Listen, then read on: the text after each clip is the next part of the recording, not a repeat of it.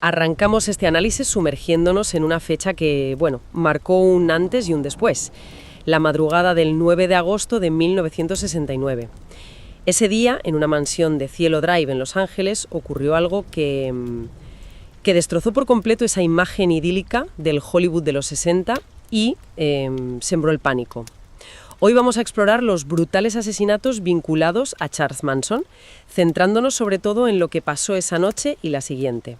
Tenemos documentos que, detallan los hechos y perfilan a esta figura central detrás del horror. Nuestra misión es entender no solo qué pasó, sino intentar descifrar por qué y cómo unos crímenes tan atroces llegaron a capturar la imaginación colectiva de una manera tan oscura y persistente. Vale, vamos a situarnos. Noche del 8 de agosto de 1969, 1050 de Cielo Drive. Una casa que era casi un símbolo del glamour de Hollywood, ¿no? Alquilada por el director Roman Polanski y su esposa, la actriz Sharon Tate. Ella estaba allí esa noche, además embarazada de 8 meses y medio. Polanski estaba en Europa. Con ella, estaban unos amigos. Jay Sebring, que era un peluquero de famosos muy conocido, Abigail Folger, la heredera de la compañía de café Folgers, y Wojciech Frykowski, que era pareja de Folgers y amigo de Polanski. Una velada tranquila, aparentemente normal. Pero fuera, se estaba gestando algo terrible. 4 personas se dirigían a la casa, enviadas por Charles Manson. Charles Tex Wasson, Susan Atkins, Patricia Krenwinkel y Linda Kasabian. La orden era clara y escalofriante: entrar y matar a todos de la forma más espantosa posible. Y la violencia empezó incluso antes de llegar a la casa, fíjate. Se toparon con Steven Parent, un chaval de 18 años que salía de la propiedad en su coche, de casualidad. Wasson lo asesinó a tiros, sin más. Después cortaron los cables de teléfono y entraron en la mansión armados. Lo que siguió fue, una masacre. Los atacantes acorralaron a los que estaban dentro. Hubo intentos desesperados de huida hacia el jardín, pero Frykowski y Folger fueron alcanzados y asesinados con una brutalidad extrema. Múltiples heridas. Dentro, Jay Sebring fue abatido al intentar defender a Tate. Y Sharon Tate, suplicó por la vida de su hijo, del bebé que esperaba. Fue en vano. Susan Atkins, siguiendo las órdenes, la apuñaló repetidamente. Fue un ensañamiento, calculado. Sí, y esa brutalidad desmedida no era casual, para nada. Antes de marcharse, Atkins usó la sangre de Tate para escribir pig, cerdo, en la puerta principal. Este acto conecta directamente con la estrategia retorcida de Manson. Quería dejar una firma macabra, sí, pero una que él creía que incriminaría a grupos afroamericanos y así iniciaría esa guerra racial apocalíptica que él llamaba Helter Skelter. Es importante también mencionar a Linda Kasabian, ¿verdad? Estuvo presente, fue testigo de todo el horror, pero las fuentes coinciden en que no participó directamente en los asesinatos. Quedó horrorizada y, su testimonio posterior sería fundamental. El descubrimiento a la mañana siguiente fue, imagínate, espeluznante. La empleada doméstica encontró la escena y avisó a la policía. Los agentes que llegaron se enfrentaron a una carnicería inimaginable, con cuerpos dentro y fuera de la casa. La noticia, claro, explotó inmediatamente. Hollywood entró en pánico. Si una estrella como Sharon Tate podía ser asesinada así en su propia casa, nadie estaba seguro. Se disparó la contratación de seguridad privada, se reforzaron mansiones, el crimen trascendió lo individual, se convirtió en un símbolo del fin de la inocencia de los 60, ¿sabes? Una grieta profunda en esa fachada de paz y amor. Y esto, era solo el principio. Claro, para entender cómo se llegó a este punto tenemos que hablar de Charles Manson. ¿Quién era este hombre? ¿Cómo era capaz de inspirar tal devoción y tal nivel de violencia? Pues mira, Manson tuvo varila muy complicada desde el principio. Nació en 1934, infancia marcada por el abandono, delincuencia, reformatorios. Pasó gran parte de su vida entrando y saliendo de prisión. Salió por última vez en 1967, justo en el llamado Verano del Amor, en pleno auge de la contracultura en California. Un momento clave. Y encontró el terreno abonado, claro. Empezó a atraer a jóvenes desencantados, muchos de ellos mujeres, que buscaban algo diferente. Usaba su carisma, ¿no? Y drogas como el LSD, sexo, una mezcla de filosofías extrañas, para crear una comuna, la familia. Se establecieron en el Spahn Ranch, en las afueras de Los Ángeles. Ahí es donde desarrolla su ideología central, Helter Skelter. Es que tomó el título de una canción de los Beatles y la retorció hasta convertirla en una supuesta profecía, una profecía de una guerra racial inminente. Creía que los negros se levantarían contra los blancos, pero que fracasarían en gobernar. Y entonces recurrirían a él y a su familia, que estarían refugiados en el desierto, para liderar el nuevo orden. Una locura. Suena completamente delirante. Pero, ¿cómo consiguió que sus seguidores creyeran algo así? Y, sobre todo, que estuvieran dispuestos a matar por ello. Era una combinación de factores, ¿eh? Aislamiento del mundo exterior, uso constante de drogas psicodélicas que, claro, alteraban la percepción, manipulación emocional y psicológica. Se presentaba a sí mismo como una figura mesiánica mezclando la Biblia con letras de canciones y sus propias revelaciones. Creó una dependencia total. Les inculcó la idea de que la violencia era necesaria, que matar era un acto casi justificado para sobrevivir a ese apocalipsis que él anunciaba. Y además estaba su frustración personal, ¿no? Soñaba con ser músico, llegó a relacionarse con gente importante como Dennis Wilson de los Beach Boys, pero fue rechazado por la industria musical, en particular por el productor Terry Melcher, que, qué casualidad, había vivido antes en la casa de Cielo Drive. Exacto. Ese rechazo alimentó un profundo resentimiento hacia el establishment de Hollywood. Cielo Drive no fue una elección completamente al azar, simbolizaba ese mundo que le había cerrado las puertas. La masacre fue, en parte, su retorcida venganza, y a la vez el intento de iniciar su dichosa profecía. Pero la cosa no acabó ahí. Increíblemente, la noche siguiente, el 9 de agosto, Manson decidió que necesitaba más impacto, más terror, y esta vez participó más directamente. Condujo a otro grupo, incluyendo de nuevo a Watson, Krenwinkel y a Leslie Van Houten. Kasabian iba otra vez como testigo, hasta una casa en Waverly Drive. Las víctimas fueron Leno y Rosemary LaBianca, un matrimonio dueño de negocios, elegidos casi al azar para demostrar que la violencia podía golpear a cualquiera en cualquier lugar.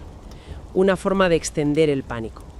Según el testimonio de Kasabian, Manson entró primero, ató a la pareja, asegurándoles que solo era un robo, para que no se resistieran, imagino. Luego salió y ordenó a Watson, Krenwinkel y Van Houten que los mataran. Y la brutalidad fue, de nuevo, extrema. Apuñalaron a la pareja decenas de veces. Dejaron mensajes escritos con sangre en las paredes. Death to pigs y Helter Skelter. Esta vez, fíjate, mal escrito. Incluso grabaron la palabra war, guerra, en el abdomen de Leno LaBianca. El patrón era el mismo, violencia desmedida para sembrar el pánico y reforzar esa falsa narrativa de una guerra racial inminente. 2 masacres en 48 horas. Los Ángeles estaba, aterrorizado. La policía, que inicialmente estaba algo descoordinada porque eran jurisdicciones distintas, empezó a buscar conexiones. La clave vino de un caso anterior, el asesinato de un conocido de Manson, Gary Hinman, en julio de 1969. Allí también se encontró un mensaje escrito con sangre, Political Piggy, y algunos miembros de la familia ya estaban implicados. Poco después, una redada en el Spahn Ranch por robo de coches puso a Manson y a sus seguidores bajo el foco policial. Empezaban a atar cabos. Pero la pieza definitiva, creo, fue la confesión de Susan Atkins, ¿no? Exacto. Ya detenida por el caso Hinman, empezó a alardear ante compañeras de celda sobre su participación en los crímenes de Cielo Drive. Contó detalles espeluznantes y, crucialmente, señaló a Manson como el instigador y explicó toda la motivación de Helter Skelter. Y con esa confesión, pues, todo encajó. A finales de 1969 y principios de 1970, Manson, Watson, Atkins, Krenwinkel y Van Houten fueron arrestados y acusados formalmente por los asesinatos Tate LaBianca. Y Linda Kasabian, la testigo que no mató, aceptó testificar contra ellos a cambio de inmunidad. Su testimonio fue escalofriante, pero vital para la acusación. El juicio, que comenzó en 1970, fue un espectáculo mediático. Tela marinera. Manson con una esvástica grabada en la frente, interrupciones constantes, sus seguidoras acampadas fuera cantando. Un circo macabro, la verdad. La fiscalía, liderada por Vincent Bugliosi, tuvo que hacer un trabajo enorme para demostrar que Manson, aunque no hubiera matado directamente en la mayoría de los casos, salvo quizá Hinman, era el cerebro detrás de todo. el que dio las órdenes, y lo consiguieron. En enero de 1971, Manson y los otros principales implicados fueron declarados culpables y condenados a muerte. Sin embargo, no fueron ejecutados. ¿Qué pasó ahí? Pues que en 1972, la Corte Suprema de California abolió temporalmente la pena de muerte en el estado. Todas las sentencias capitales, incluidas las de la familia Manson, se conmutaron a cadena perpetua. Manson murió en prisión en 2017, con 83 años, sin mostrar nunca el más mínimo arrepentimiento. Atkins y Krenwinkel también murieron encarceladas. Watson y Van Houten siguen en prisión, y sus peticiones de libertad condicional han sido denegadas una y otra vez.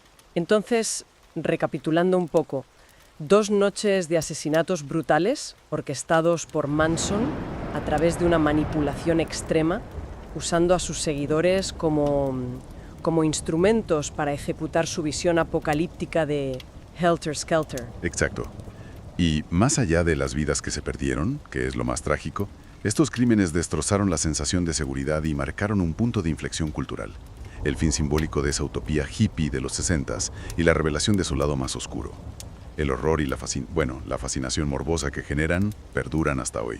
¿Qué lección podemos extraer de todo esto? Para mí, destaca sobre todo el poder aterrador de la manipulación. Cómo una figura carismática puede llevar a otros a cometer actos, impensables. Sin duda. Los documentos detallan los hechos, las motivaciones que se declararon, pero dejan abierta una reflexión más amplia, creo yo. ¿Fue Manson una anomalía, un monstruo aislado, o fue de alguna manera retorcida un producto extremo de su tiempo?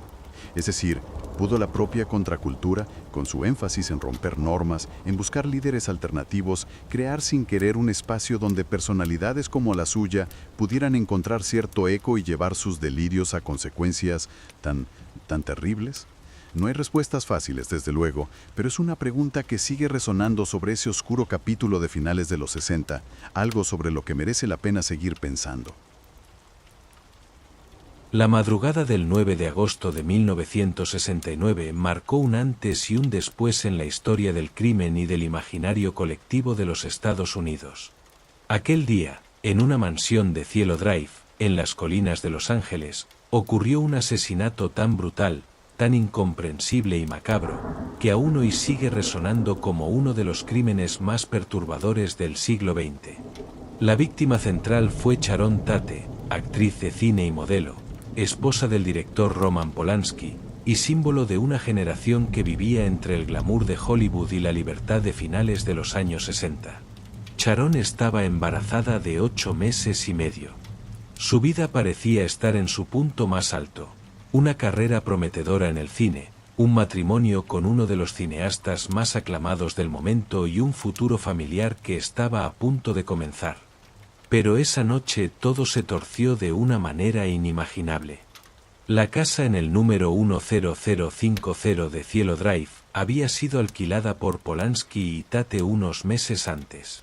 Era un lugar aislado, rodeado de vegetación, con vistas espectaculares de Los Ángeles, y que había pertenecido antes a otros personajes célebres del mundo del cine y la música. Nadie podía prever que aquel escenario de lujo y creatividad se convertiría en escenario de una matanza. La noche del 8 de agosto, Sharon Tate había invitado a algunos amigos íntimos a cenar con ella. Roman Polanski se encontraba en Europa trabajando, y aunque ella estaba a punto de dar a luz, prefería no estar sola. Entre los invitados estaban su amiga Jay Sebring, famoso peluquero de celebridades, Abigail Folger, heredera de una conocida empresa de café, y el novio de esta, Wojciech Frykowski, un aspirante a guionista polaco. La velada fue tranquila, música, conversación, un ambiente relajado que contrastaba con la brutalidad que estaba a punto de desatarse. Mientras tanto, en otro lugar de Los Ángeles, una figura siniestra movía los hilos: Charles Manson. Líder de una comunidad que se autodenominaba La Familia, Manson había atraído a decenas de jóvenes, en su mayoría mujeres, con un discurso extraño que mezclaba profecías apocalípticas, referencias bíblicas y mensajes tomados de canciones de los Beatles.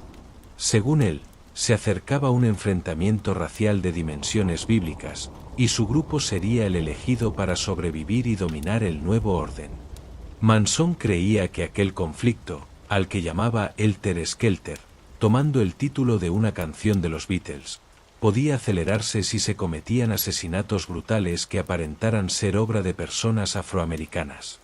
El caos que se generaría obligaría, según él, al inicio del apocalipsis que había predicho. Sus seguidores, bajo el influjo de sus palabras y de la vida en comuna en el desierto de California, lo consideraban un profeta. Aquella noche, Manson envió a 4 de sus seguidores a la casa de Cielo Drive. Les dio instrucciones vagas, pero cargadas de un mensaje inequívoco: debían entrar y matar a todos los que encontraran. Los elegidos fueron Charles Tex Watson, Susan Atkins, Patricia Krenwinkel y Linda Kasabian. Armados con cuchillos, pistolas y una furia ciega, emprendieron el camino hacia las colinas de Los Ángeles. La oscuridad cubría la mansión de Tate cuando el grupo llegó. El aire estaba en calma, y desde la carretera, la casa parecía un refugio seguro. Nadie en su interior sospechaba lo que estaba a punto de suceder. En el camino de entrada, el grupo se topó con Steven Parent, un joven de 18 años que había pasado por la casa para visitar a un cuidador. Steven fue la primera víctima. Tex Watson lo sorprendió en su coche y lo asesinó con disparos a quemarropa. Fue el inicio sangriento de una noche que quedaría grabada en la memoria del mundo. Tras eliminar al muchacho, los intrusos entraron a la mansión. Lo que siguió fue un estallido de violencia indescriptible. Jay Sebring fue atacado primero, intentando proteger a Sharon Tate. Los gritos despertaron a Abigail Fowler y a Frykowski, quienes intentaron escapar, pero fueron alcanzados en el jardín y asesinados con una brutalidad inimaginable. Sharon Tate, aterrada, imploró por la vida de su hijo no nacido. Rogó a los asesinos que la dejaran con vida, que la secuestraran si era necesario, que esperaran el nacimiento de su bebé. Pero sus súplicas cayeron en oídos sordos. Susan Atkins, cegada por la devoción a Manson, la apuñaló repetidamente, mientras Sharon gritaba en vano. En total, recibió 16 puñaladas. Murió junto con el hijo que esperaba. La escena que dejaron atrás los asesinos era dantesca: cuerpos mutilados, sangre en las paredes y un mensaje escrito con la propia sangre de Sharon Tate, la palabra pig, cerdo. Ese detalle no era casual. Formaba parte de la estrategia de Manson para inculpar a grupos afroamericanos y desencadenar el caos racial que tanto anunciaba. Mientras tanto, Linda Kasabian, la única de las 4 que no participó directamente en los asesinatos, permaneció afuera de la casa, horrorizada por lo que escuchaba. Sería ella, tiempo después, quien testificaría contra el resto y ayudaría a esclarecer lo ocurrido aquella noche. Cuando la policía llegó a la mansión de Cielo Drive al día siguiente, lo que encontró fue una escena de horror inimaginable. Los cuerpos estaban dispersos dentro y fuera de la casa. La sangre cubría suelos y paredes. El glamour de Hollywood había sido invadido por una violencia primitiva y ritual, que parecía más cercana a un sacrificio que a un crimen común. La noticia se difundió con rapidez. En cuestión de horas, todo el país sabía del asesinato de Sharon Tate. La prensa no tardó en convertir el caso en un espectáculo mediático. La joven y hermosa actriz, embarazada, brutalmente asesinada junto a sus amigos, en una mansión de Hollywood, y todo ello vinculado a un culto extraño liderado por un hombre carismático y perturbador. Era la combinación perfecta de horror y fascinación. El miedo se apoderó de Los Ángeles. Si una actriz en lo más alto de su carrera, rodeada de amigos, podía ser asesinada en su propia casa, ¿quién estaba a salvo? Las élites de Hollywood comenzaron a contratar seguridad privada, a reforzar sus mansiones y a temer por su vida. El crimen había traspasado las fronteras de lo privado para convertirse en un símbolo de la vulnerabilidad de toda una época. La noche del 9 de agosto de 1969 no fue solo una masacre. Fue el inicio de una leyenda oscura, el primer capítulo de una historia que uniría para siempre los nombres de Sharon Tate y Charles Manson en la memoria colectiva. Lo que nadie sabía entonces era que los asesinatos continuarían al día siguiente, y que la sombra de Manson se extendería aún más, transformando el verano del amor en un verano de miedo y sangre. Para comprender la brutalidad que sacudió a Los Ángeles en agosto de 1969, es necesario adentrarse en la figura que movía los hilos en la sombra, Charles Manson. Un hombre pequeño, de mirada hipnótica y discurso errático, que logró convencer a decenas de jóvenes de que él era un profeta destinado a guiarles en una guerra apocalíptica. La historia de Manson comienza mucho antes de los asesinatos. Nació en 1934, en Cincinnati, Ohio, hijo de una madre adolescente y un padre ausente. Desde su infancia estuvo marcado por la violencia, el abandono y los reformatorios. A los 13 años ya había pasado por varias instituciones juveniles, y en su juventud adulta acumuló arrestos por robo, falsificación y proxenetismo. Cuando salió de prisión en 1967, después de pasar casi la mitad de su vida tras las rejas, Manson se encontró con un mundo diferente. Era el auge del movimiento hippie, el verano del amor, la contracultura que celebraba la libertad, la psicodelia y la ruptura con las normas establecidas. Para un hombre con carisma retorcido y un instinto innato para manipular, era el escenario perfecto. Manson comenzó a reunir a su alrededor a jóvenes desarraigados, muchos de ellos mujeres que huían de hogares rotos o de una sociedad que no las comprendía. En un ambiente marcado por las drogas psicodélicas, los discursos espirituales y el rechazo a la autoridad, Manson se presentó como un guía espiritual. Les hablaba de un nuevo orden, de un cambio inevitable, de un destino grandioso en el que todos ellos tendrían un papel fundamental. Pronto, el grupo conocido como La Familia se estableció en un rancho en las afueras de Los Ángeles, el Span Ranch, propiedad de un anciano ciego al que convencieron para que los dejara vivir allí. A cambio, las mujeres de la comuna se encargaban de las tareas domésticas, mientras Manson ejercía un control absoluto sobre el grupo. Lo que diferenciaba a Manson de otros líderes carismáticos de la época era la intensidad de su obsesión. Su visión del mundo estaba atravesada por la paranoia y la violencia. Creía que el apocalipsis se acercaba y que él y su familia serían los elegidos para sobrevivirlo. Esa idea se cristalizó en el concepto que llamó Helter Skelter, tomado de una canción de los Beatles incluida en el álbum blanco. Para Manson, Helter Skelter no era solo una canción caótica, sino una profecía codificada. Interpretaba la letra como un anuncio de una inminente guerra racial en Estados Unidos. Según su visión delirante, los afroamericanos se rebelarían contra los blancos, derrocando a los poderosos. Sin embargo, incapaces de gobernar, acudirían a él, a Manson y su familia, para liderar el nuevo orden mundial. Era una idea absurda, pero presentada en el contexto de drogas alucinógenas, largas noches de música y discursos en trance, adquiría un aura de revelación divina para sus seguidores. Las jóvenes que lo rodeaban lo veían como una especie de Mesías. Sus palabras se mezclaban con las letras de canciones, referencias bíblicas y promesas de un futuro trascendental. Bajo ese embrujo, Manson comenzó a preparar a su familia para lo que vendría. Les inculcaba la idea de que debían estar listos para matar si era necesario. Les hablaba de cuchillos, de sangre, de sacrificios.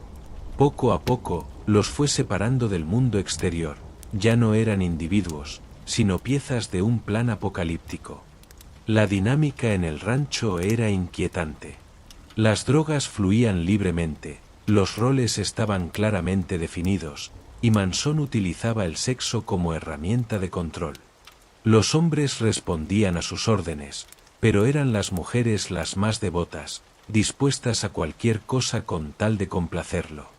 Susan Atkins, Patricia Krenwinkel, Leslie Van Houten, nombres que después quedarían grabados en la historia por su participación en los crímenes más espantosos de la era moderna. Para reforzar su influencia, Manson utilizaba también la música. Soñaba con convertirse en estrella de rock, convencido de que sus canciones eran mensajes proféticos. Llegó incluso a relacionarse con músicos famosos, como Dennis Wilson, baterista de los Beach Boys, quien por un tiempo permitió que Manson y su familia vivieran en su casa. Durante ese periodo, Manson llegó a grabar algunas canciones y estuvo cerca de conseguir un contrato discográfico. Sin embargo, sus aspiraciones musicales se desmoronaron cuando la industria lo rechazó. Aquella frustración se convirtió en resentimiento. Manson comenzó a ver al mundo del espectáculo como un símbolo de la decadencia y la hipocresía, un blanco perfecto para el caos que quería desatar. Y en su mente retorcida, cada rechazo no era un fracaso personal, sino una señal de que debía acelerar la llegada del Helter Skelter a través de la violencia. A medida que 1969 avanzaba, el grupo se volvió más radical. Las reuniones en el rancho se convertían en sesiones de adoctrinamiento. Manson hablaba durante horas, interpretando pasajes de la Biblia, canciones de los Beatles y sucesos cotidianos como mensajes apocalípticos. Los seguidores lo escuchaban en silencio, drogados, entregados a cada palabra. Fue en ese contexto cuando surgió la idea de los asesinatos. Para Manson, había llegado el momento de enviar una señal, de iniciar el caos que precipitaría la guerra racial. Sus órdenes eran vagas, pero suficientes. Debían sembrar el terror, matar sin piedad y dejar mensajes que parecieran obra de los grupos afroamericanos. El 8 de agosto de 1969, Manson seleccionó a 4 miembros de su familia para llevar a cabo la misión: Tex Watson, su mano derecha y ejecutor principal; Susan Atkins, fanática devota que veía en Manson la encarnación de un Mesías; Patricia Krenwinkel, leal y obediente hasta la locura; y Linda Kasabian, una recién llegada que, aunque participó en la expedición, no se atrevió a mancharse las manos de sangre. El destino elegido fue la casa de Cielo Drive. Lo más perturbador es que Manson no eligió esa residencia al azar. La mansión había estado relacionada con personas de la industria musical, incluido Terry Melcher, productor discográfico que había rechazado a Manson. Aunque Melcher ya no vivía allí, en la mente del líder, aquella casa representaba la traición de Hollywood, el rechazo del mundo del espectáculo. La tragedia que se desató esa noche fue, por tanto, el resultado de una mezcla venenosa de obsesión, delirios mesiánicos y deseos de venganza. Los seguidores de Manson no actuaron solos. Eran marionetas manipuladas por un hombre que había perfeccionado el arte de dominar mentes vulnerables. Mientras Sharon Tate y sus amigos disfrutaban de una velada tranquila en su hogar, lejos de sospechar lo que se cernía sobre ellos, los asesinos recorrían las carreteras oscuras de Los Ángeles con una misión siniestra. La familia Manson se dirigía hacia la casa de Cielo Drive, convencidos de que estaban cumpliendo un mandato divino. Y lo que ocurrió aquella noche no fue solo un crimen, sino un acto ritual de violencia, diseñado para dejar un mensaje. Las paredes manchadas de sangre, la palabra Pig escrita con el cuerpo de la víctima, el terror sembrado en Hollywood.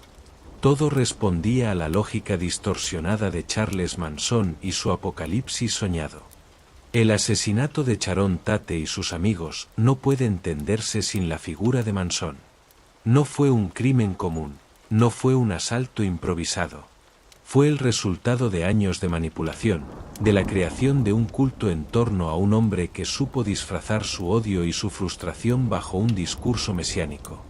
En ese verano de 1969, mientras muchos aún hablaban del verano del amor, Manson y su familia transformaron la utopía hippie en una pesadilla.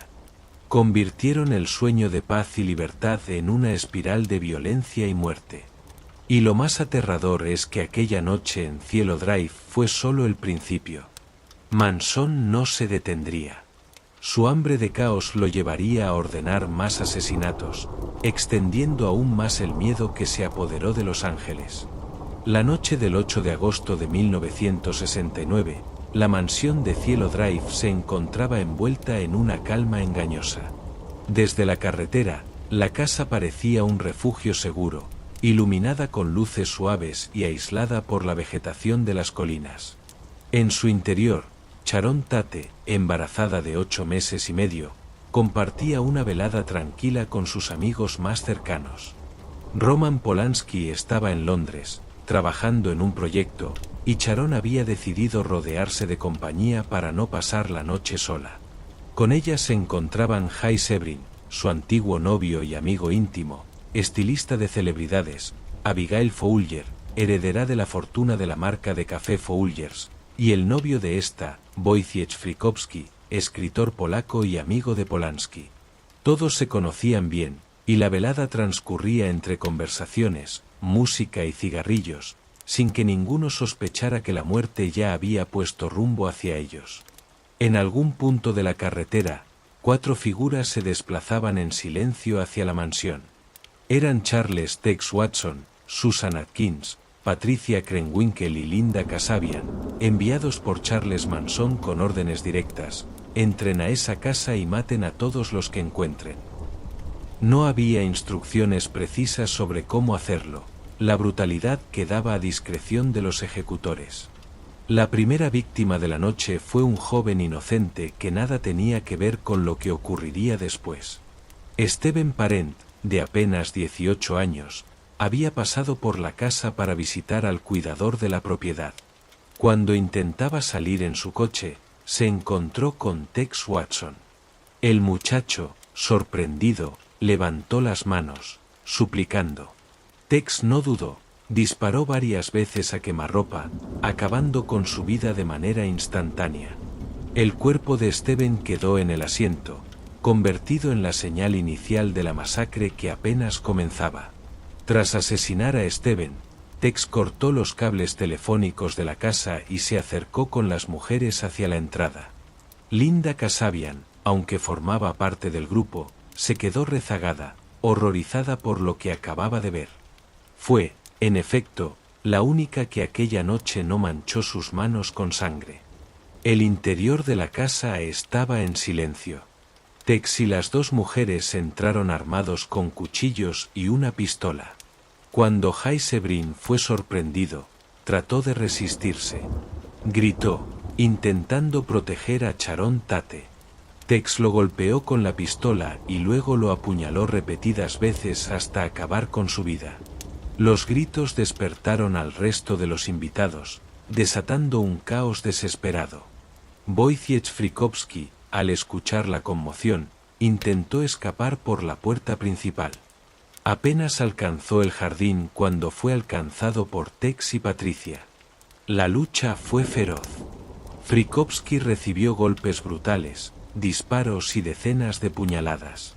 Aún herido, trató de arrastrarse por el césped, pero su cuerpo fue finalmente abatido, quedando tendido en el exterior de la mansión, ensangrentado y sin vida. Abigail Folger también intentó huir. Logró salir de la casa, corriendo por el jardín en la oscuridad. Patricia Krenwinkel la persiguió con frialdad, alcanzándola en el césped. Allí la apuñaló repetidamente. Abigail gritaba y suplicaba, pero Patricia la atravesó una y otra vez, hasta que finalmente se desplomó. Cuando fue hallado su cuerpo, presentaba 28 puñaladas. Dentro de la mansión quedaba Sharon Tate. Embarazada y aterrorizada, imploró por su vida y la de su hijo. Rogó a Susan Atkins que la dejara vivir, que podía llevarla consigo como rehén, que pronto tendría a su bebé. Pero Susan, con el fanatismo de quien creía estar cumpliendo una misión divina para Manson, la apuñaló sin piedad. Sharon recibió 16 cuchilladas. Su cuerpo quedó junto al de Jay Sebring, la sangre tiñendo el suelo en un contraste macabro con la calma de la velada que había comenzado horas antes. Cuando el silencio regresó, la escena era indescriptible. Cuerpos ensangrentados dentro y fuera de la casa. muebles volcados, huellas de lucha, gritos aún flotando en el aire. Pero los asesinos no se conformaron con la carnicería. Tex y Susan decidieron dejar un mensaje. Con la sangre de Sharon Tate, Susan Atkins escribió en la puerta principal la palabra pig. No era un acto improvisado, se trataba de parte del plan de Manson. Aquella palabra, cerdo, buscaba simular que los crímenes habían sido cometidos por grupos radicales afroamericanos contra los cerdos blancos de la élite. Era la manera en que Manson quería desatar su visión apocalíptica de Helter Skelter. Después de terminar, los asesinos abandonaron la mansión en silencio, dejando tras de sí un escenario dantesco. El aire de las colinas quedó impregnado de la tragedia. Mientras, en el interior de la casa, la muerte se había convertido en protagonista. Al amanecer del 9 de agosto, la empleada doméstica que acudía a la casa fue quien descubrió el horror. El primer cuerpo que encontró fue el de Steven Parent en el coche. Al entrar en la mansión, la escena la dejó paralizada. Cuerpos, sangre en las paredes, silencio absoluto. Corrió despavorida a dar aviso a las autoridades. Cuando la policía llegó al lugar, el panorama era indescriptible incluso para los más experimentados. Los agentes describieron después que nunca habían visto nada igual: el cuerpo de Frykowski en el césped, el de Abigail en el jardín, Sharon y Jay dentro de la sala. La sangre cubría paredes y pisos. Y en la puerta, aquella palabra escrita en rojo, pig, como una firma macabra que dejaba más preguntas que respuestas. La noticia se propagó como un incendio. En cuestión de horas, las cadenas de televisión y los periódicos publicaban la masacre. Una actriz joven, embarazada, esposa de un director famoso, asesinada brutalmente en su propia casa junto a sus amigos.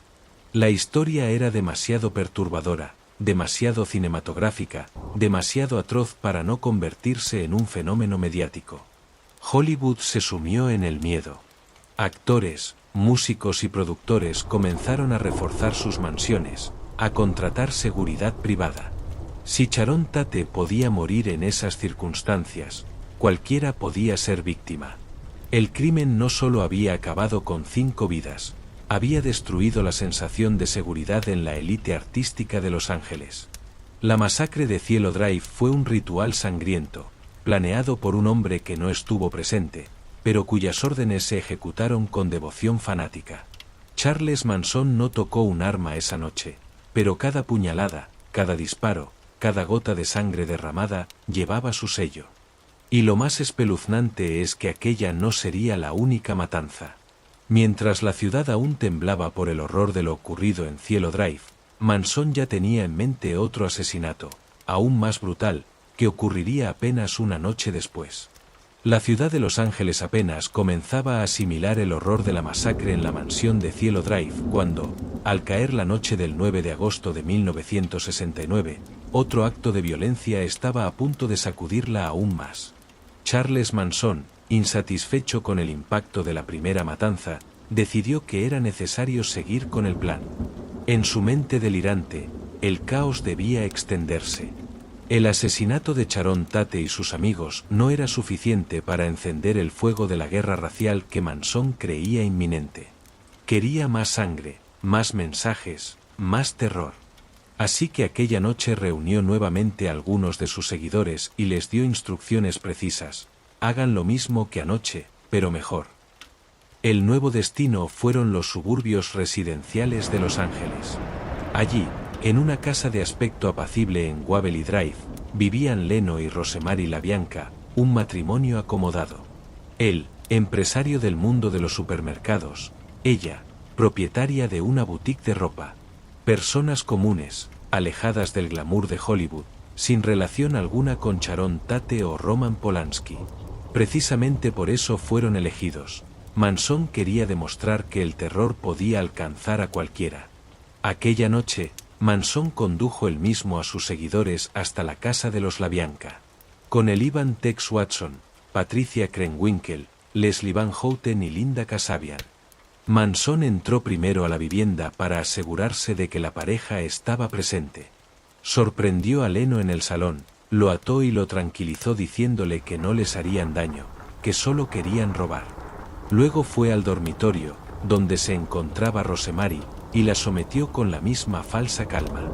Tras dejarlos reducidos, Manson salió de la casa y dio la orden a sus seguidores. Ellos debían encargarse del resto. Su liderazgo consistía en eso. Él no mataba, pero controlaba todo, manipulaba las mentes de sus devotos hasta que la violencia se volvía inevitable. Tex Watson fue quien tomó la iniciativa. Ató a Leno LaBianca con el cordón de una lámpara y lo apuñaló con un cuchillo de caza. Patricia Krenwinkel y Leslie Van Houten se centraron en Rosemary.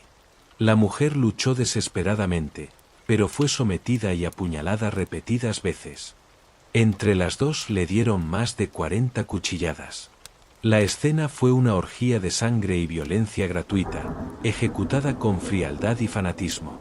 Al terminar, Patricia tomó un tenedor de cocina y lo clavó en el estómago de Leno, dejándolo sobresalir grotescamente de su cuerpo.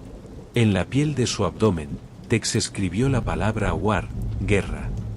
En las paredes de la casa, con la sangre de las víctimas, las mujeres escribieron mensajes que repetían el mismo patrón que en Cielo Drive: Death to Pigs, muerte a los cerdos, y Halter Skelter, mal escrito, en un macabro guiño al delirio de Manson. La brutalidad del crimen superó incluso a la de la noche anterior. No había razón, no había conexión, no había lógica más allá del caos. Los LaBianca eran personas corrientes, ajenas a cualquier disputa. Precisamente por eso su asesinato fue tan perturbador. Demostraba que los crímenes no estaban dirigidos a alguien en particular, sino que cualquiera podía ser víctima.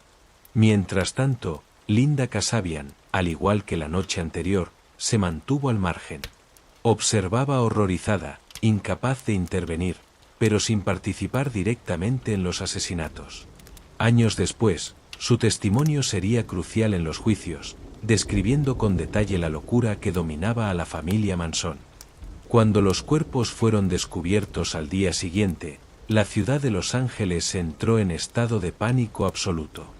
En menos de 48 horas, 9 personas habían sido asesinadas de la manera más brutal imaginable. 2 escenas del crimen, mensajes escritos con sangre, signos de un ritual macabro. Nadie estaba a salvo. La prensa no tardó en conectar ambos crímenes.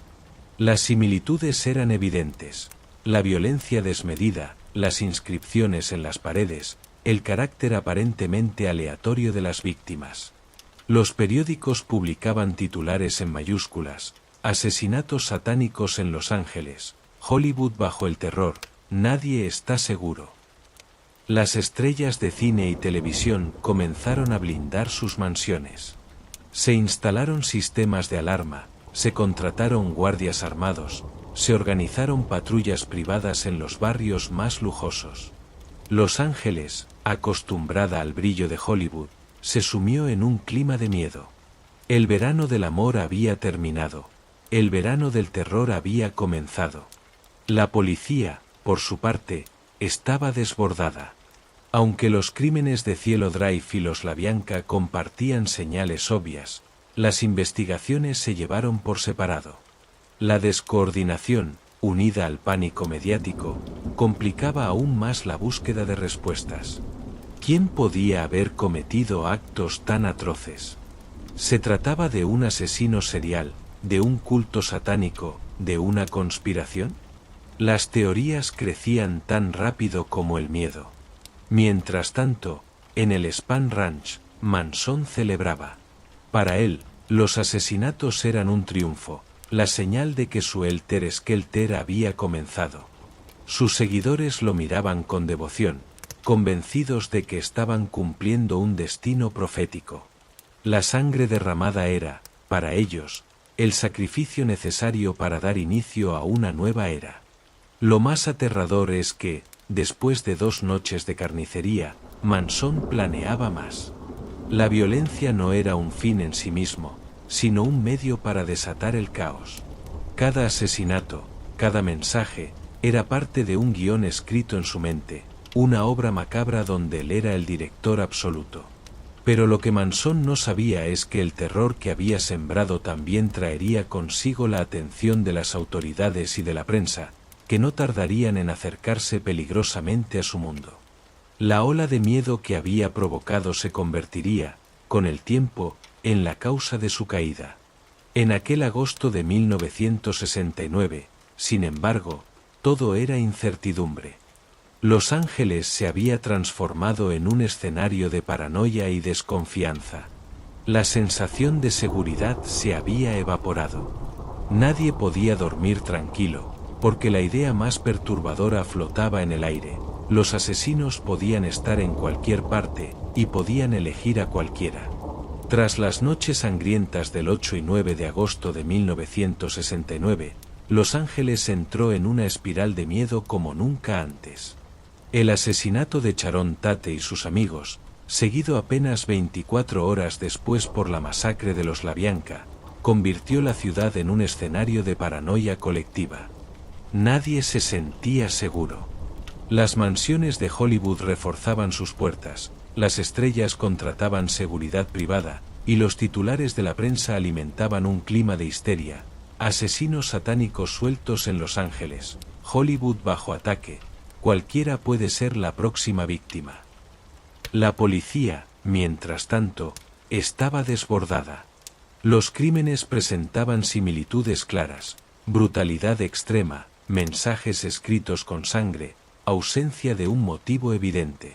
Pero, increíblemente, las investigaciones se llevaron por separado. El Departamento de Policía de Los Ángeles se encargó del caso Tate, mientras que la oficina del sheriff del condado investigó el de los LaBianca. Esa falta de coordinación retrasó durante semanas la conexión entre ambos crímenes. Los investigadores trataban de encontrar un hilo común, pero lo que hallaban era un laberinto de preguntas. ¿Quién podría odiar a Sharon Tate y a sus amigos?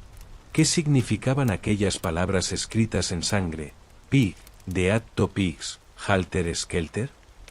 ¿Era realmente obra de una secta satánica, como muchos ya comenzaban a especular? La prensa se convirtió en un actor más del caso. Cada detalle, cada rumor, era amplificado hasta el extremo. Se hablaba de rituales ocultistas, de asesinos seriales, de conspiraciones. La ciudad estaba sumida en la paranoia, y la presión sobre la policía aumentaba cada día. Mientras tanto, en el Spahn Ranch, Manson y su familia seguían viviendo como si nada. Entre drogas, música y charlas delirantes, celebraban los crímenes convencidos de que habían iniciado la revolución racial que Manson anunciaba. Se sentían intocables, invisibles para la justicia. Y durante un tiempo, lo fueron. El primer gran avance en la investigación no vino directamente de los asesinatos de Cielo Drive o de los LaBianca, sino de un crimen anterior. En julio de 1969, un músico llamado Gary Inman había sido asesinado en su casa. En la escena del crimen, los asesinos habían escrito en la pared, con sangre, las palabras Political Piggy. Cuando la policía investigó el caso, varios testigos señalaron a miembros de la familia Manson, incluyendo a Susan Atkins. Esa coincidencia comenzó a encender las alarmas. En octubre de 1969, un allanamiento en el Spahn Ranch por sospechas de robo de autos llevó a la detención de varios miembros de la familia, entre ellos Manson. Aunque inicialmente no se les vinculó con los asesinatos de agosto, la policía comenzó a sospechar. Los relatos de algunos desertores del grupo y la creciente fama de Manson como líder de un culto extraño llamaron la atención de los investigadores. La pieza clave llegó poco después, cuando Susan Atkins, arrestada por el caso Inman, comenzó a hablar en la cárcel. En conversaciones con sus compañeras de celda, Atkins relató con escalofriante detalle cómo ella, Tex Watson y otras dos mujeres habían participado en los asesinatos de Cielo Drive. Confesó cómo habían matado a Sharon Tate, cómo habían escrito Pig con su sangre y cómo Manson había ordenado todo para desatar el Helter Skelter. Cuando esas declaraciones llegaron a oídos de las autoridades, La conexión fue inmediata. El rompecabezas empezaba a encajar. Los asesinatos de Tate y de los LaBianca eran obra de la misma mano, y el nombre de Charles Manson surgía como la figura central. El arresto formal de los implicados ocurrió entre finales de 1969 y principios de 1970. Manson, Tex Watson, Susan Atkins, Patricia Krenwinkel y Leslie Van Houten fueron acusados de los crímenes. Linda Kasabian, que había estado presente pero no participó directamente, se convirtió en testigo clave para la acusación. Su testimonio fue crucial. Relató cómo habían llegado a la mansión de Sharon Tate, cómo Tex asesinó al joven Steven Parent, cómo las mujeres apuñalaron a Abigail y Rosemary LaBianca, y cómo Susan acabó con Sharon pese a sus súplicas. El juicio que siguió fue uno de los más mediáticos de la historia de Estados Unidos. Durante meses, los titulares se llenaron con el rostro de Manson y sus seguidores. La imagen del líder, con una esvástica tallada en la frente y rodeado de mujeres que lo idolatraban, se convirtió en un símbolo del mal absoluto. La sala del tribunal se convirtió en un espectáculo. Manson interrumpía al juez, se reía de los testigos, amenazaba con gestos, y sus seguidoras acudían a diario, cantando canciones y mostrando su devoción. El testimonio de Linda Kasabian estremeció al jurado. Con voz temblorosa, describió cómo Sharon Tate, embarazada, suplicaba por la vida de su hijo, y cómo Susan Atkins le respondió con cuchilladas. Contó cómo Tex Watson disparó y apuñaló a Frykowski, y cómo Patricia persiguió a Abigail hasta asesinarla en el jardín. Cada detalle era un viaje al horror.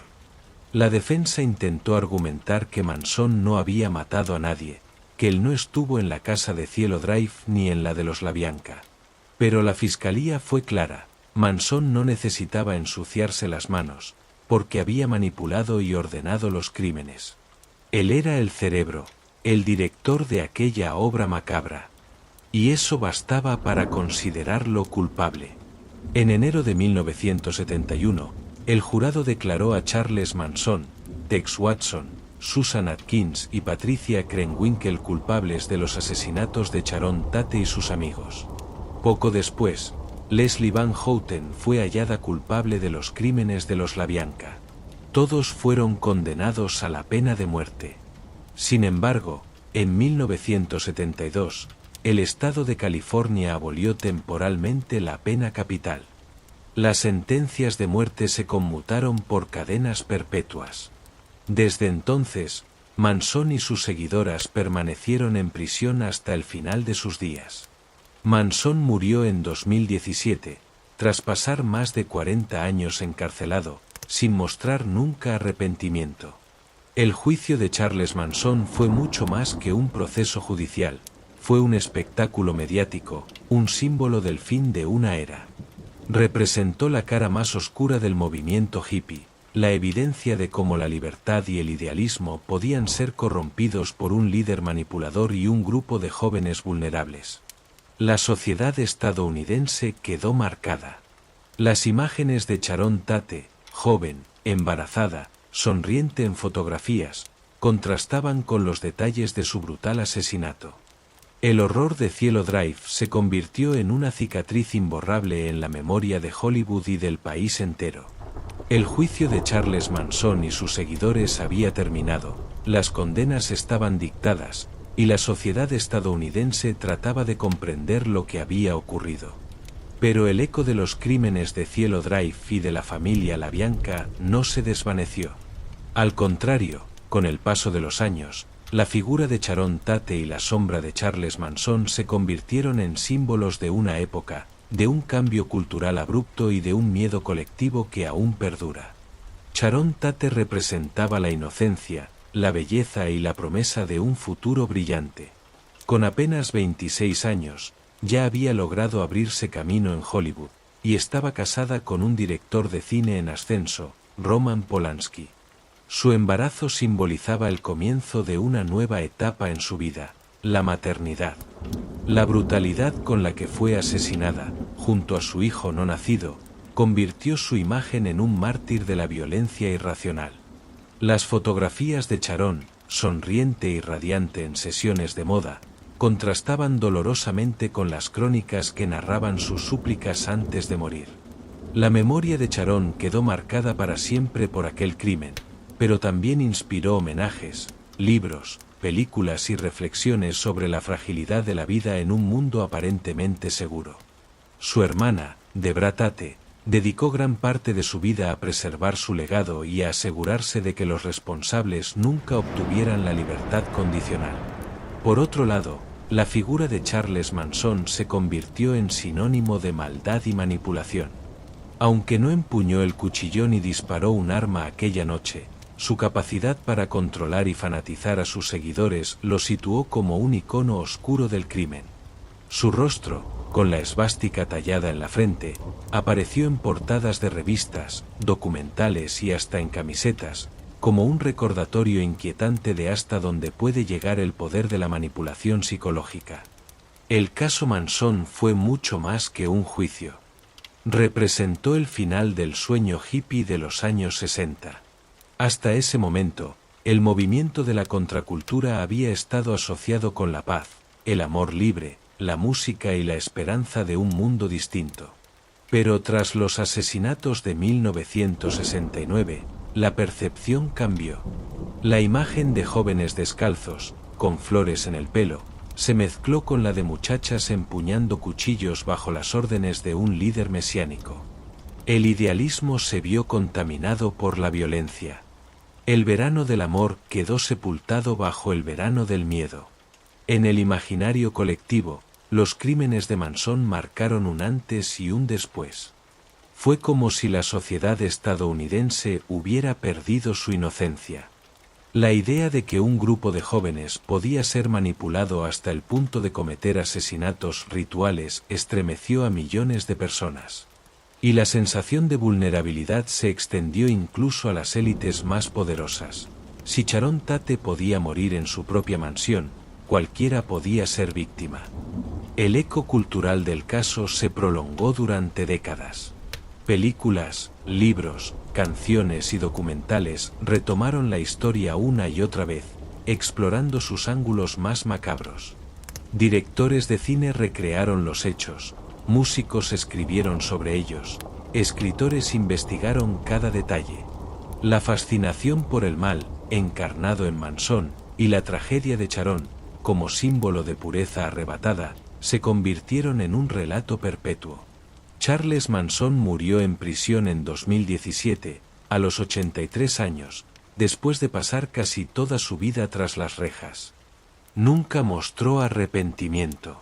Hasta el final, se describió a sí mismo como un mensajero, un profeta incomprendido. Sus seguidores más cercanos también continuaron en prisión, y aunque algunos intentaron obtener libertad condicional, la oposición de las familias de las víctimas y el peso de la opinión pública hicieron que siguieran encerrados. El legado de Sharon Tate, en cambio, sobrevivió a la tragedia. En los últimos años, su figura fue reivindicada como la de una mujer talentosa y prometedora, más allá de ser simplemente la víctima de Manson. Su historia fue llevada al cine en múltiples ocasiones, recordada como un recordatorio de la luz que fue apagada por la oscuridad. Hoy, más de medio siglo después, el asesinato de Sharon Tate sigue siendo uno de los crímenes más estudiados y recordados de la historia moderna. No solo por la brutalidad de los hechos, sino por lo que simbolizaron, el fin de una era, el despertar de un miedo colectivo y la demostración de cómo un hombre, con palabras y manipulación, pudo arrastrar a otros a cometer lo impensable. Cielo Drive, la mansión donde todo ocurrió, ya no existe, fue demolida años después. Pero en la memoria colectiva, sigue erguida como un fantasma. Cada vez que se menciona aquella dirección, el eco de los gritos, de los cuchillos, de las súplicas de Sharon Tate, vuelve a resonar. En la oscuridad de la historia, hay crímenes que nunca se olvidan. El de Sharon Tate es uno de ellos. Un recordatorio de que la maldad puede disfrazarse de carisma, de que la manipulación puede ser más peligrosa que un arma, y de que incluso en los lugares más brillantes y aparentemente seguros, las sombras pueden irrumpir sin aviso. Cuando la noche cae y el silencio se adueña de la ciudad, aún se puede imaginar el contraste de aquella madrugada de 1969, dentro de una mansión luminosa, risas y conversaciones. Afuera, en la carretera, un coche avanzando con 4 figuras silenciosas, portando cuchillos y odio. Y en el medio, el destino de una mujer y de toda una época, a punto de ser marcado para siempre por la sangre. El asesinato de Sharon Tate no es solo un capítulo oscuro en la historia criminal. Es una herida abierta, un espejo en el que la humanidad observa lo peor y lo mejor de sí misma, la inocencia perdida, el fanatismo desatado, la justicia que llega tarde y la memoria que se niega a desaparecer.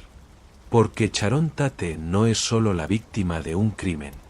Es un símbolo eterno de la fragilidad de la vida frente a las sombras del misterio.